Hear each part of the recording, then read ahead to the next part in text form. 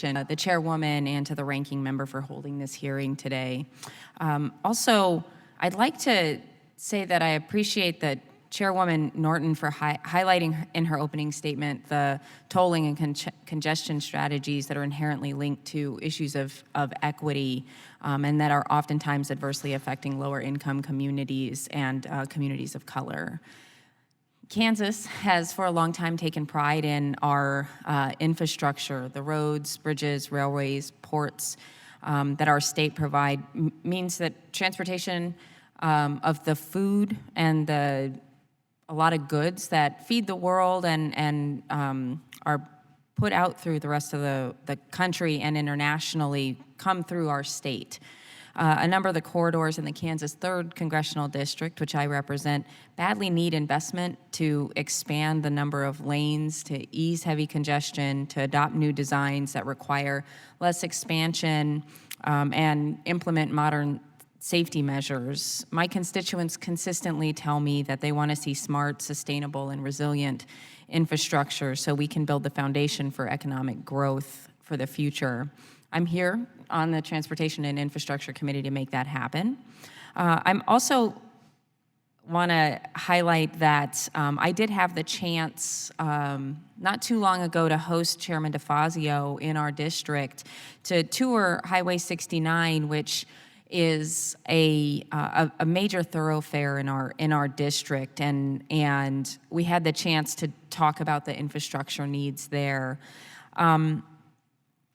YRCW, which I highlighted earlier, is a really good example of a corporate and civic citizen in our district, and we need to make sure that we highlight the good work that you're doing, but also I want to talk about the massive swings that YRCW is all too familiar with. And when I say that, I mean, you know what it's like to go through a downturn and then come out of that a much stronger company. And so I just want to make sure that if you have a chance after when I'm asking the question, if you could speak to that. I'm particularly interested in your approach, though, for my question, your approach to tolling and congestion charges. And you touched on this in your remarks, but there's a common misconception that trucking companies don't want to pay their fair share, and you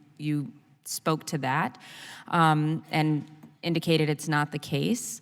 And I'd like to hear you expand on how the existing and future tolling mechanisms and schemes that we've heard about affect a company like yours, whether that's the positive effects or the negative effects. Thank you, Congresswoman Davids. And quickly, when I mentioned earlier, YRCW, we pay $25 million a year in tolls. At our company, we're a $5 billion company, so if you look at it from an operating standpoint, that's half of an operating point just in tolls that we're paying. Now, as far as transportation companies paying their fair share, trucks are about 4% of registered vehicles, 9% of miles traveled in the United States, but we pay around 42% of the federal highway user fees. So when I make a case for increasing the fuel tax, that certainly has both barrels pointed at the trucking industry, but we're well aware, just like in the state of Kansas, that 90% of everything that goes into Kansas from a goods use standpoint comes by truck, and we have to preserve this great heritage we have in the nation of adequate infrastructure that unfortunately has been underinvested in over a longer period of time. The best way I can make this point, and we've had a lot of conversation about individual cities, but when we talk about interstate commerce, when one state is forced to take action for whatever reason to put toll gantries on a federal interstate just because they happen to have a few miles of that interstate in their state, and then all users, including my company and many others, are taxed through a very small state that we do very little business in.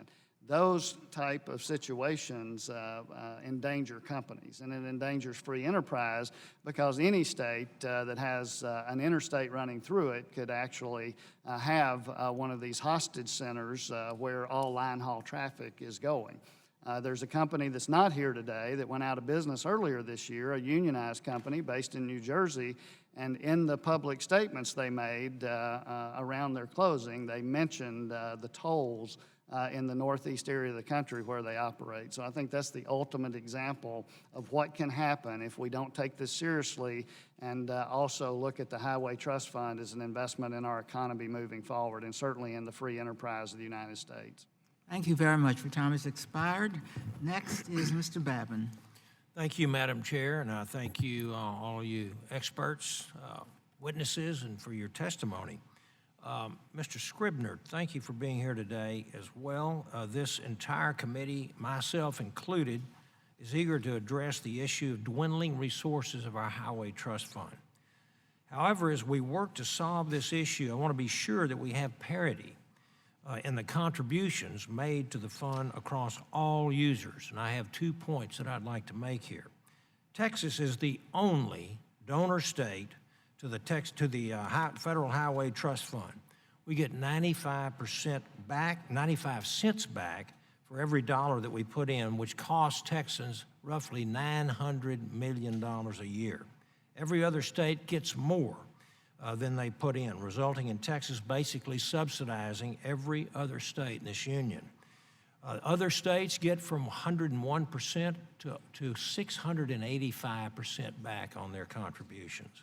I'd like to introduce a letter, Madam Chair, which was submitted from our Texas delegation here in the House and Senate to the committees of jurisdiction. Thank you.